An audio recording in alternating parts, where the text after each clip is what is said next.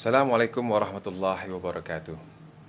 Alhamdulillahirabbil alamin wa bihi nasta'in ala umurid dunya waddin wa ala alihi wa sahbihi ajmain amma ba'du.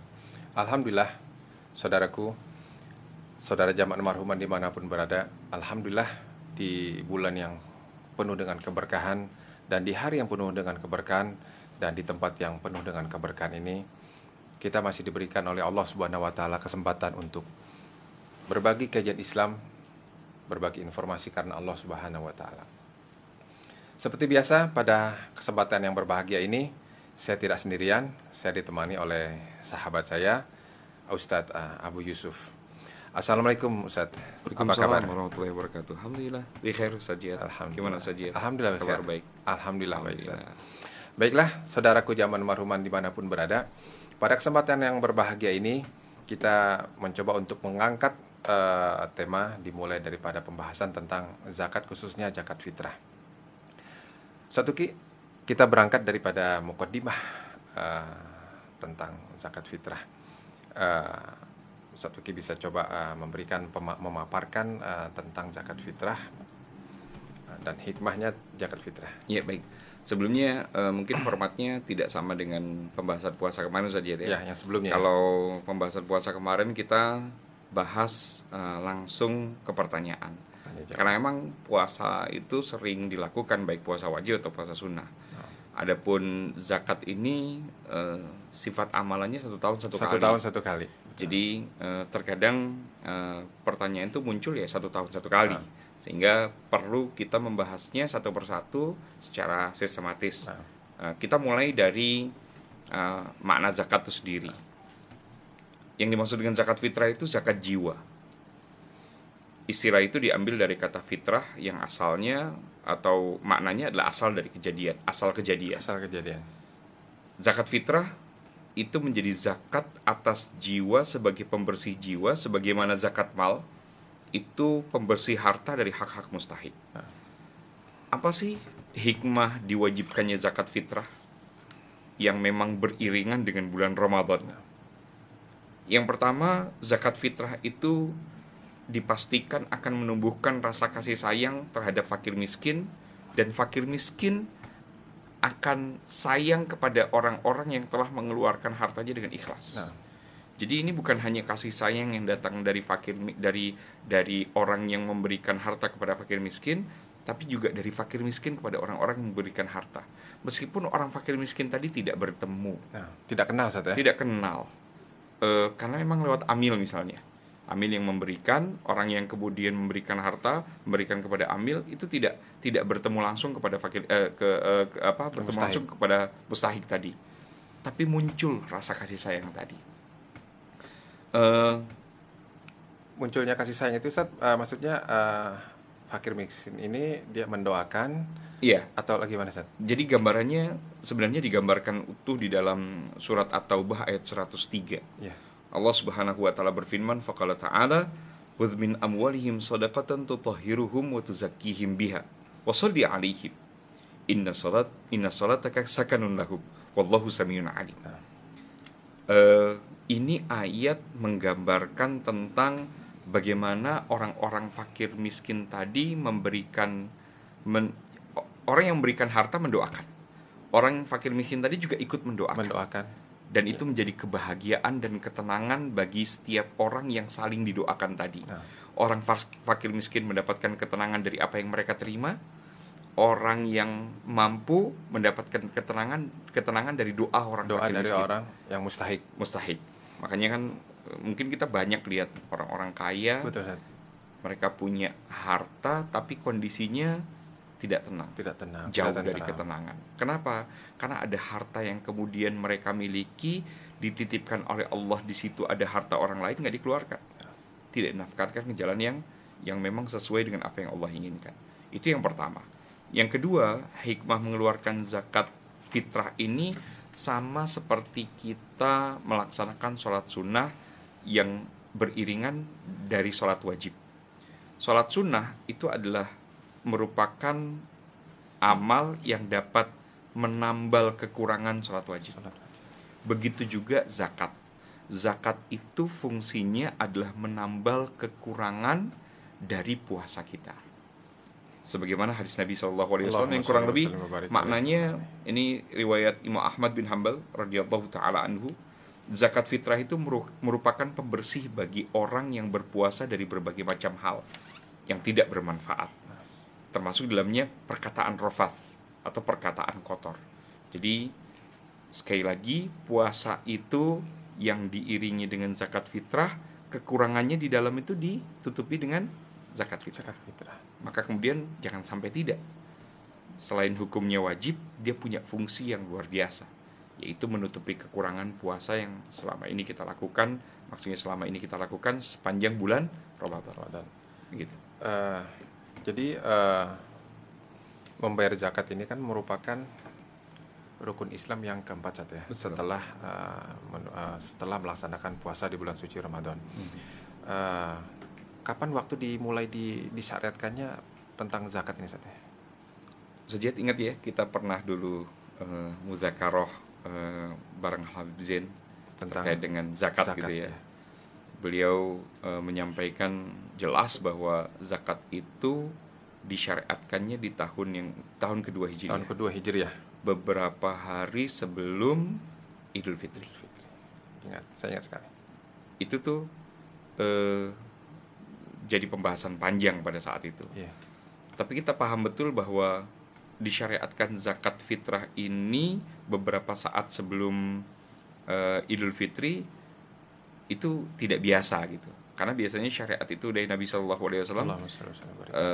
datang dari Allah itu agak panjang waktunya. Tapi ini zakat fitrah beberapa saat kemudian Idul Fitri, kemudian Allah wajibkan. Dan itu harus dilaksanakan pada saat itu juga. Turunnya perintah itu mepet sekali waktunya dengan waktu diwajibkannya. Betul. Nah. Baik, ini Jihad, ada hal yang kemudian juga penting. Hadis khusus terkait dengan kewajiban zakat fitrah dari Nabi SAW. An Ibnu Umar anna Rasul sallallahu alaihi wasallam faradha zakatal fitri min Ramadan 'ala nas so'an. So'an itu ukuran ya, takaran. Takaran. So'an min tamrin aw so'an min sa'ir ala kulli hurrin aw 'abdin zakarin aw unsa minal muslimin. Rawahu Muslim. Sayyidina Umar Ibn Khattab radhiyallahu taala anhu meriwayatkan, sungguhnya Nabi sallallahu alaihi wasallam mewajibkan zakat fitrah bulan Ramadan 1 sok kurma atau 1 sok gandum atas setiap muslim, baik dia merdeka, dia budak, laki-laki atau perempuan. 1 sok itu kalau kita konvers ke ukuran zaman sekarang kan ada yang liter, ada yang gram, Ustaz ya. Sekitar berapa, Ustaz ya? Karena kan ukuran sok ini yang kita ketahui bersama itu ada ukuran sok Madinah, ada Mekah. Nah, tentunya duplikat itu kan tidak tersebar di wilayah selain Mekah, Madinah. Nah, dikonversikan itu sekitar berapa liter atau gram? Jadi soknya itu dulu, sok itu adalah takaran yang memang dipergunakan oleh masyarakat khususnya Madinah. Madinah itu adalah masyarakat petani, sehingga semua produk pertanian itu mereka ukur dengan ukuran takaran yang kemudian mereka sebut sok. Itu ada ukuran sendiri. Dan yang kemudian dikenal oleh kita sebagai sok Nabi SAW atau sok Madinah. Karena memang awalnya itu ada di kota Madinah. Yang jadi permasalahan berikutnya adalah bagaimana mengkonversikan ini di dalam ukuran yang memang kita pergunakan. Kilo misalnya, atau liter misalnya. Tapi umumnya kita memakainya ukuran kilogram. Terjadi perbedaan pendapat. Ada yang mengatakan 2,5 kilogram, ada yang mengatakan 2,7 kilogram, ada yang mengatakan 2,9 kilogram. Hampir 3 kilo. Hampir 3 kilo. Tapi rata-rata kemudian banyak masjid yang mempergunakan mayoritas pandangan para ulama-ulama yang ada di Indonesia atau di Melayu khususnya, itu kurang lebih 2,750 kilogram. Atau kemudian kalau mereka ingin menyempurnakannya, ukurannya adalah 3 kg. Digenapkan 3 kg. Nah, begitu sih. Jadi itu yang kemudian dipegang oleh banyak masyarakat yang ada di Indonesia. Ada pertanyaan yang menarik saja terkait dengan zakat fitrah ini. Kapan sih waktu mengeluarkan zakat fitrah ini? Oh iya, pertanyaan ini biasanya suka banyak beredar di kalangan masyarakat sudah menjelang mendekati Idul Fitri. Boleh nggak sih ngeluarin zakat fitrah sebelum puasa Ramadan? Ya jadi artinya gini, yang sudah kita bahas sebelumnya ketika Mudzakarah itu ada beberapa waktu kriteria, ada waktunya waktu fadilah. Sama seperti pembagian waktu sholat ya? Sama seperti pembagian waktu sholat, ada waktu fadilah, ada waktu zawas, makruh, haram. Nah di sini ada waktu yang diwajibkannya untuk melaksanakan bayar zakat itu adalah yaitu bagi orang yang hidup di dua masa. Arti dua masa ini maksudnya adalah orang yang hidup sesaat sebelum terbenam matahari. Ini waktu apa nih saja? Waktu diwajibkan bagi orang yang waktu bayar zakat. Diwajibkan bayar zakat. Okay. Bagi siapa saja, yaitu bagi orang yang hidup di dua masa.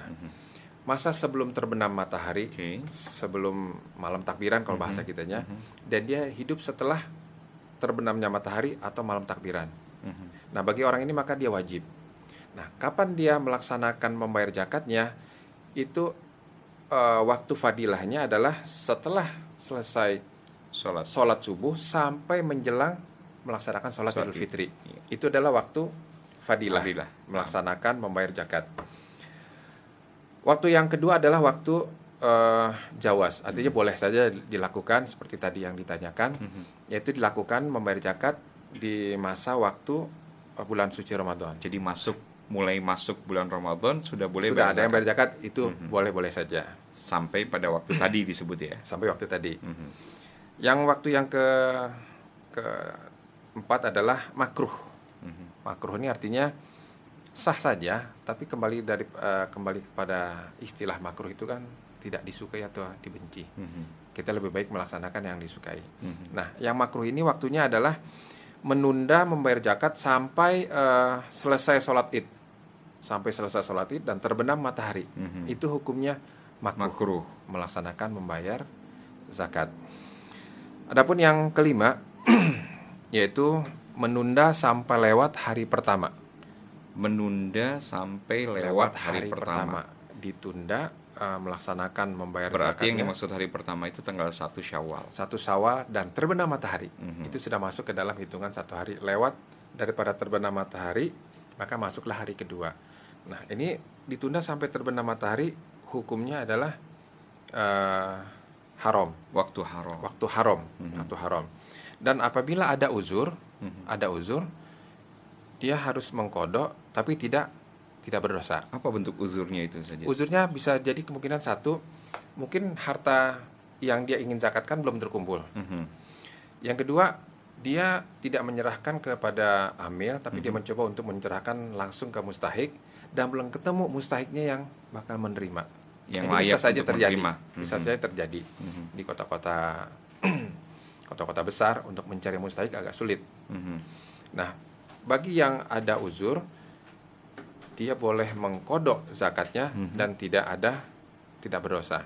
Tapi yang tidak ada uzur, tetap dia wajib kodok, tapi hukumnya dia berdosa. Berarti dia harus tobat. Dia harus tobat karena dia sudah melalaikan untuk membayar zakatnya. Nah, itu waktu-waktu yang berkaitan dengan membayar zakat.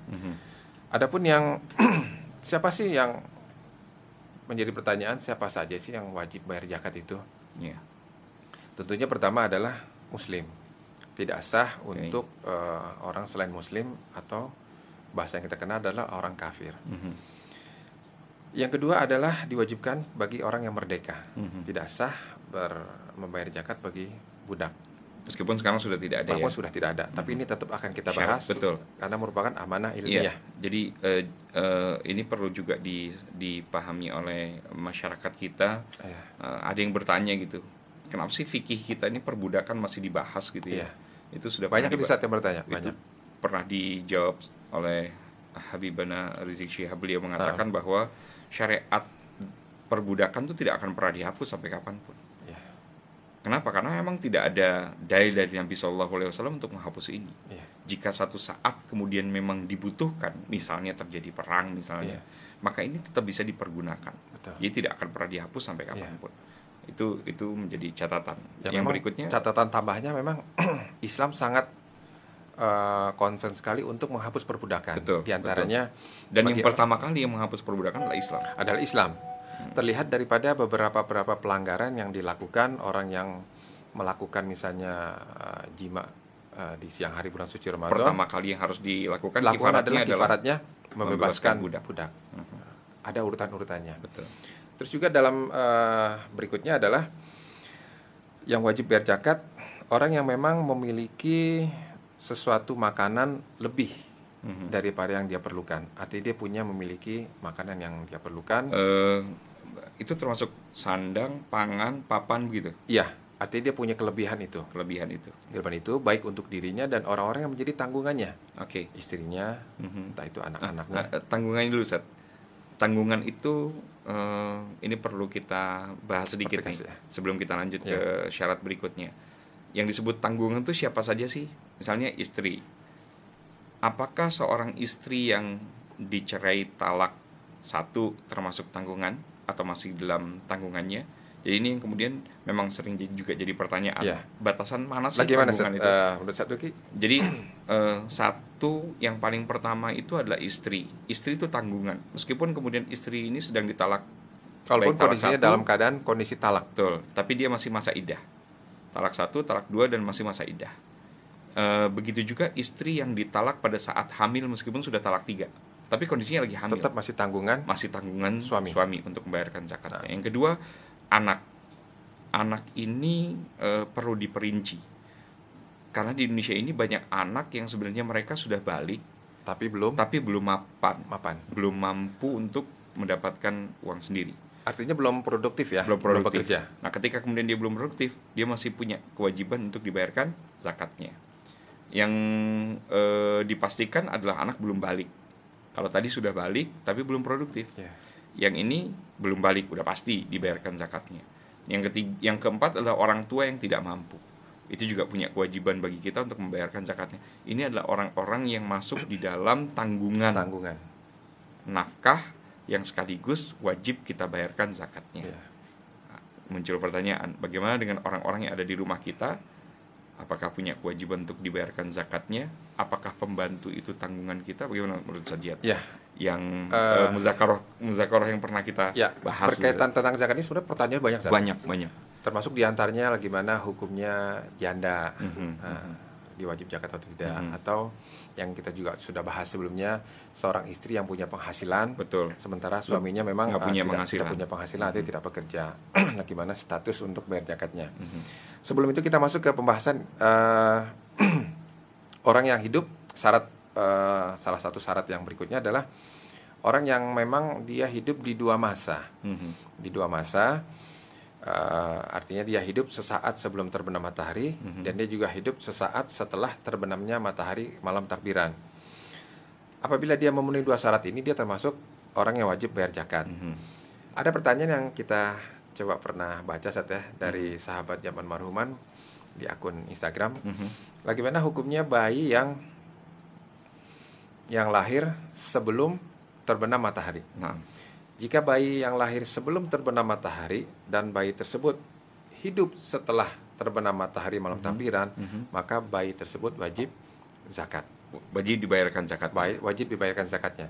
Namun apabila bayi itu lahir sebelum terbenam matahari dan tidak sempat hidup dan meninggal sebelum terbenam matahari, maka tidak wajib dibayarkan zakatnya. Karena tidak berada di 2 masa tadi. Tidak berada di 2 masa. Orang Singapura bilang di 2 masa. 2 masa sebelum terbenam matahari dan masa setelah terbenam matahari malam takbiran. Harus ada 2 ini. Bagaimana hukumnya orang yang meninggal sebelum terbenam matahari malam takbiran? Nah, artinya ketika dia meninggal sebelum terbenam matahari, dia tidak hidup lagi di masa yang berikutnya, maka tidak wajib dibayarkan zakatnya untuk orang tersebut. Adapun yang mengenai yang berkaitan dengan orang yang wajib menjadi tanggungan membayar zakat, seperti seorang suami yang tidak bekerja, tidak punya penghasilan, tidak punya kemampuan untuk bekerja, tidak punya penghasilan misalnya. Sementara gitu istrinya kaya atau mempunyai penghasilan. Nah, ini bagaimana, Ustaz? Kalau dibilang wajib suaminya membayarkan zakat, suaminya tidak punya penghasilan. Sedangkan istrinya mampu untuk membayarkan zakat untuk dirinya sendiri, bahkan untuk suaminya dia mampu, dan bahkan untuk anak-anaknya. Nah, bagaimana? Apakah suami istri ini wajib bayar zakat? Iya. Jadi posisinya posisi nafkah dulu. Iya. Suami wajib mencari nafkah untuk anak dan istrinya. Nah, Istri yang kemudian memiliki sumber penghasilan tidak wajib memberikan nafkah kepada suami, juga kepada anak-anaknya. Apapun yang dia keluarkan itu bentuknya sebagai sodakoh. Dari sini kemudian setara, senada, seirama dengan kewajiban zakat fitrah itu sendiri. Suami yang tidak punya kemampuan, sedangkan istrinya kaya raya, si istri tidak punya kewajiban untuk mengeluarkan zakat. Untuk dirinya sendiri, Baik untuk suaminya atau untuk dirinya, tidak punya kewajiban. untuk anak-anaknya juga tidak wajib. Tidak punya kewajiban. Jadi kalau diambil kesimpulan, seorang istri yang memang dia punya penghasilan atau dia kaya, dia tidak wajib bayar zakat untuk dirinya sendiri, Untuk apalagi suaminya, apalagi anak-anaknya. Tapi kalau dia ingin bayar zakat lagi gimana? Sunnah hukumnya. Hukumnya sunnah. Jadi Kalau artinya boleh dia mengeluarkan zakat untuk dirinya sendiri, itu hukumnya sunnah. Sunnah. Ada yang mengatakan kalau dia mengeluarkan zakat untuk suaminya harus ada izin suaminya. Harus izin dengan suaminya. Izin suaminya. Untuk anak-anaknya boleh, Ustaz? Anak-anaknya boleh. Jadi seorang istri yang kaya raya, dia boleh membayarkan zakat suaminya dan anak-anaknya atas seizin daripada suaminya. Kalau untuk dirinya sendiri, hukumnya dasarnya adalah sunnah. Sunnah. Jadi artinya seorang istri ini boleh membayarkan zakat untuk dirinya sendiri dan untuk suaminya atas seizin atau atas sepengetahuan atau gimana, Ustaz? Jadi, atau harus izin dulu, Ustaz? Kalau untuk suaminya diizin sama suaminya. Izin dengan suaminya. Tapi kalau untuk dirinya sendiri dia tidak perlu izin. Jadi artinya izin suaminya. perlu ada konfirmasi ya. Dia cukup untuk menyampaikan kepada suaminya sebatas pemberitahuan. Konfirmasi. Ya. Gitu. Jadi ini cukup menarik, Ustaz. Ini banyak terjadi di kalangan masyarakat kita. Memang karena suatu kondisi banyak suami yang tidak bekerja, apalagi yang kondisi sekarang COVID-19. Bisa jadi suaminya pensiun. Bisa jadi pensiun. Suaminya kemudian kondisinya sakit. Sedangkan istrinya masih tetap punya penghasilan. Entah itu wirausaha atau berdagang. Dan itu kan tidak berkaitan dengan waktu ya, seperti pensiun. Nah, jadi memang ini cukup menarik, Ustaz. Dan ini banyak terjadi di kalangan masyarakat kita. Dan ini bisa jadi pedoman, Ustaz, ya. Artinya kalau saya mau coba simpulkan lagi, seorang istri itu dia tidak wajib untuk membayarkan zakat untuk dirinya sendiri, apalagi suaminya, apalagi untuk anak-anaknya. Betul. Adapun dia untuk membayarkan untuk dirinya sendiri, itu hukumnya adalah sunnah. Kalau dia untuk membayarkan untuk suaminya dan anaknya, itu harus izin suaminya. Betul. Masya Allah. Betul. Kenapa sih harus izin suaminya? Jadi gini, ada satu kondisi atau beberapa kondisi suami itu ketika dilangkahi oleh istri dalam beberapa hal itu merasa tidak berharga. Iya. Jadi komunikasi harus izin itu menjadi komunikasi wajib agar kemudian itu bagian dari penghargaan istri kepada suami. Masya Allah, ini syariat Islam begitu indahnya. Begitu indahnya. Luar biasa. Begitu. Jadi memang dijaga perasaan suami, walaupun itu uang istri, dia cari sendiri, dia usaha sendiri, dan dia mau membayarkan zakat untuk suami dan anaknya. Betul. Jadi istri ini sebagai adab, Sat, ya. Adab terhadap suami, mengkonfirmasi bahwa dia ingin membayarkan zakat suami dan anak-anaknya. Masya Allah, sungguh sangat Masya Allah. indah. Dijaga betul, dijaga. Sangat indah. Jadi istilahnya jangan mentang-mentang lalu istri berbuat sekehendak hatinya, dan itu dijaga oleh syariat Islam. Padahal itu ibadah. Segitu ibadah. Ibadah. Luar biasa, Masya Allah, hukum Islam sangat luar biasa. Baik, Sat. Ini juga masih ada kaitan, Sat, dengan beberapa yang berkaitan dengan bayar zakat. Yang tadi satu lagi pembantu saja. Pembantu selama memang pembantu itu menjadi tanggungan daripada majikannya, pembantu itu dia wajib membayar zakat atas dirinya sendiri. Kalau dia karena dia memang dapat ujroh atau dapat gaji daripada majikannya. Kalau ada pembantu tidak dapat gaji dari majikannya, maka yang bayarkan zakatnya adalah majikannya. Nah, walaupun pada kenyataannya memang pembantu rumah tangga ini semuanya sudah mendapatkan gaji daripada orang menyebutnya asisten rumah tangga. Asisten rumah tangga lebih enak. Jadi kalau asisten rumah tangga dia tidak wajib membayar zakat saat dia memang dipekerjakan di tempat itu tanpa gaji. Tapi kalau dia dipekerjakan dengan gaji, maka dia wajib mengeluarkan zakatnya sendiri. Ya, betul. Gitu ya. Berarti memang asisten rumah tangga dimanapun yang sekarang ini memang digaji oleh tuan rumah atau majikannya, dia wajib mengeluarkan mereka zakat wajib mengeluarkan zakat atas dirinya sendiri. Jangan menunggu dibayarkan oleh majikannya. Tapi kalau dibayarkan juga, ya itu dia pertanyaan. Tapi kalau misalnya berbaik hati majikannya ingin membayarkan zakat orang seisi rumah, itu boleh, Ustaz? Boleh ya. Kewajibannya. Gugur kewajiban asisten rumah tangga tadi untuk bayar zakat. Masya Allah. Ustaz, bagaimana untuk status yang anak angkat, Ustaz? Anak angkat banyak sekali yang bertanya, apakah siapakah yang berhak untuk membayarkan zakat untuk anak angkat? Anak angkat itu dibayarkan oleh orang yang wajib menafkahinya. Iya. Yang mengangkatnya anak tadi tidak punya kewajiban untuk menafkahinya. Jadi ayah angkatnya tidak wajib untuk membayarkan zakatnya untuk karena anak angkatnya. Ayah angkat itu tidak wajib memberikan nafkah kepada anak angkat tadi. Berarti yang membayarkan zakat adalah bapak aslinya. Bapak aslinya. Jika bapaknya masih ada. Kalau tidak ada? Kalau tidak ada berarti ibunya. Kalau tidak ada juga? Kalau tidak ada berarti pamannya. Pamannya. Jadi ada urutan tahapan-tahapannya. Jadi anak angkat itu yang wajib bayar zakatnya adalah ayah aslinya. Naam. Bila tidak ada ibunya. Bila kalau tidak ada juga pamannya. Kalau tidak ada juga berarti kalau tidak sama sekali maka tidak ada kewajiban dia membayar zakatnya. Gitu. Cukup jelas, Ustaz. Cukup jelas. Saudaraku zaman marhuman dimanapun berada, alhamdulillah kesempatan yang sangat singkat ini kita mencoba untuk memberikan muqaddimah membahas tentang zakat fitrah. Walaupun memang belum banyak yang kita bahas, tapi paling tidak ini bisa menjadikan sebuah modal bagi sahabat zaman marhuman dimanapun berada untuk mencoba untuk kita membuka sesi tanya jawab yang bisa coba diposting di akun Alihya Official.